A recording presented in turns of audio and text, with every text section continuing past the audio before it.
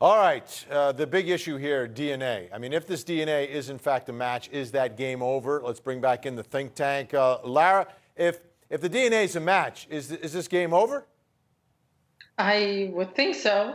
I mean, it's pretty serious. If the DNA is truly a match, that means this man, this caretaker, sexually assaulted and raped someone who's extremely vulnerable. I mean, imagine how the family feels. He's basically raping a 3-year-old. I mean, physically, maybe she's grown, but mentally, she became almost vegetative at 3 years old. And the idea that she had been previously part of a group of women who had been assaulted or touched, I mean, that in itself is, I'm surprised that we're hearing all of this. Where were the rest of the employees at this facility? How come no one noticed this woman was 4 months pregnant? This is a boring. I mean, this sometimes we talk about, murder cases. Some of these cases involving abuse of and rape and assault, sexual assault of vulnerable people who can't protect or defend themselves sometimes are a lot worse than murders. DeWitt, I look at this one and it's, it's so difficult to even fathom that someone would take advantage of that position of trust. Do you think there are more people potentially here at fault? Oh, absolutely. And I'm 100% with Lara. Look, where were the other employees who failed to notice that this woman's stomach was bloated for 4 months? She didn't have her menstrual cycle for 6 months. Are you telling me that nobody else knew or had reason to know what was going on? I just find that incredibly hard to believe. That somebody like this could perpetrate a crime like this, not only to this woman, but probably to other individuals as well. I think there's evidence that suggests that.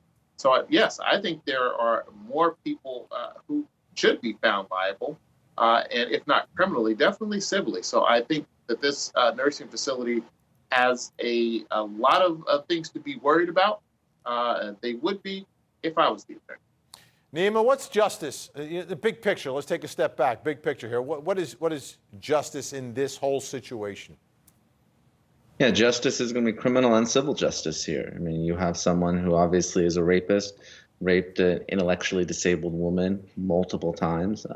I believe the DNA will come back as a match, regardless of what the defense says. He had access as well, so we know who our culprit is.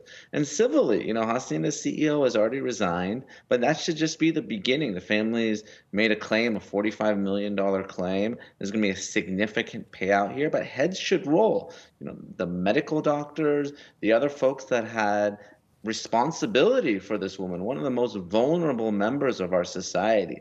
For them to allow that to happen, there should certainly be civil responsibility, but potentially additional criminal charges as well. We're going to continue to track this one. Arizona v. Sutherland. Let's take a look at when the next court dates are. We've got a pretrial conference scheduled for February 23rd of 2021. No trial date set yet. This is one of those cases, folks, we're going to keep our eye on, but I think there may end up being some sort of a resolution at some point. But if not, and it goes to trial, of course, we're going to keep you up to date with that one. When we come back, time for our 13th juror responses. Posted a video today